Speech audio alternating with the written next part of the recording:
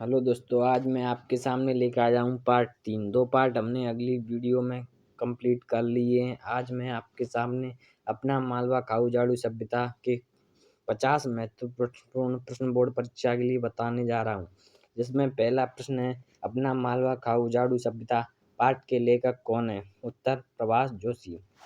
प्रश्न 2, पाठ किस अखबार से लिया गया है? उत्तर जनसत्ता।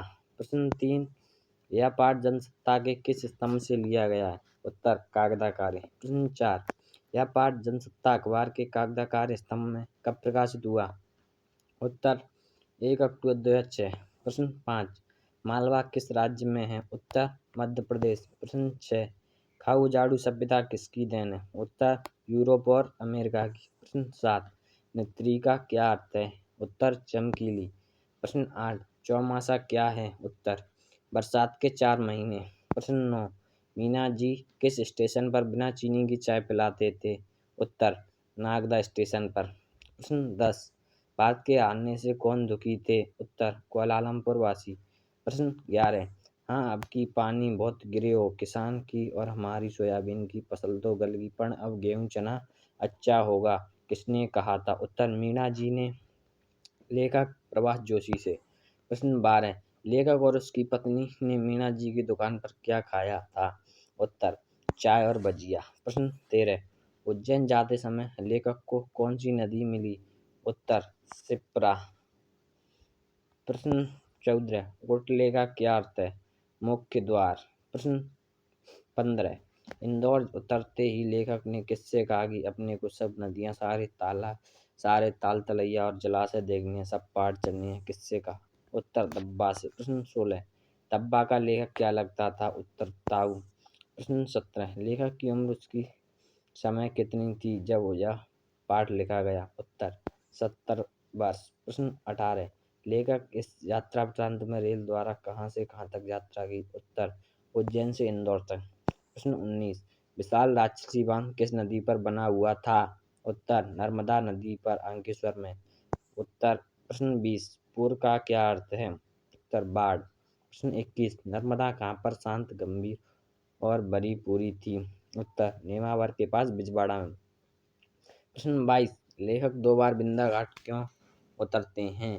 उत्तर ओंकार से नेमावर जाने के लिए। प्रश्न 23, सिमरौल के बीच कौन सी नदी बहती है? उत्तर चोरल। प्रश्न 24, शिप्रा नदी कहाँ से निकलती है? उत्तर नेमावर के पास केवड़ेश्वर से। प्रश्न 25, चंबल कहाँ से निकलती है? उत्तर विंध्याचल के जाना पाव पर्वत से। प्रश्न 26, चंबल इटावा के पास किस में मिलती है? उत्तर यमुना में। प्रश्न है आपके सामने 27, चंबल को लेखक ने कहाँ देखा? उत्तर बिलोद में। प्रश्न 28, चंबल नदी पर कौन सा बांध बना हुआ? गांधी सागर। प्रश्न 29, हालौद के आगे जसवंत सागर के पानी को निकालने के लिए 67 साल में तीसरी बार कितने साइफन चलाने पड़े? 25, हालौद गंभीर नदी के कारण भर गया था जसवंत सागर। प्रश्न 30, डग डग रोटी पग पग नीर किसके संदर्भ में कहा गया? मालवा की धरती के बारे में। प्रश्न 31, सदा नीरा का क्या अर्थ है? उत्तर निरंतर बहने वाली अर्थात हमेशा इसमें पानी भरा रहता है। प्रश्न 32, आज हमारे आदमी में क्या समझते हैं? उत्तर ज्ञान तो पश्चिम के रचना के बाद ही आया है। प्रश्न 33, विक्रमादित्य भोज और मुंज ने अपने पानी के प्रबंधन के लिए क्या किया था? उत्तर तालाब, कुएं, बावड़ी आदि बनवाए। प्रश्न 34, बिलावली पिपल्या सिरपुर क्या है? उत्तर मालवा के तालाब। प्रश्न 35, लेखक ने इंदौर के पास किन नदियों को देखा? खान और सरस्वती। प्रश्न 36, हाथीपाला का नाम क्यों पड़ा? वहाँ कभी को पार करने के लिए हाथी पर बैठकर जाना पड़ता था, इसलिए। प्रश्न 37, किस लाइब्रेरी में 1878 से अब तक की पानी के रिकॉर्ड मौजूद हैं? उत्तर नई दिल्ली में 128 सालों के। प्रश्न 38, लेखक के अनुसार सभ्यताओं को किसने जन्म दिया है? उत्तर नदियों ने। प्रश्न 39, अपना मालवा पाठ किस विधा में लिखा गया? उत्तर संस्मरण। प्रश्न 40, नई दुनिया की लाइब्रेरी में कितने वर्षों की कतरनी सूची है? 128 वर्ष। प्रश्न 41, छप्पन का काल कब पड़ा? उत्तर 1899 जब 15.75 इंच पानी गिरा।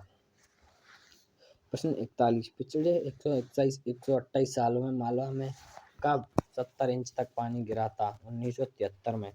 प्रश्न 42 मालवा में कितने इंच वर्षा होने पर अनुमान लगाया जाता है कि यह सूखे का साल है? उत्तर 28 इंच। प्रश्न 43 लेखक ने विकास की औद्योगिक सभ्यता को क्या कहा है? उत्तर उजाड़ की सभ्यता। प्रश्न 44 खाऊ जाड़ू सभ्यता के बारे में किसने कतरनें इकट्ठी कर रखी हैं नई दुनिया की लाइब्रेरी में? कमलेश सेन और अशोक जोशी।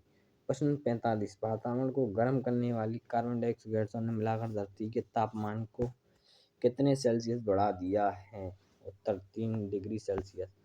प्रश्न 46 कार्बन उत्सर्जन का सबसे बड़ा उत्पादक देश? उत्तर अमेरिका है, उसके बाद यूरोप के देश हैं।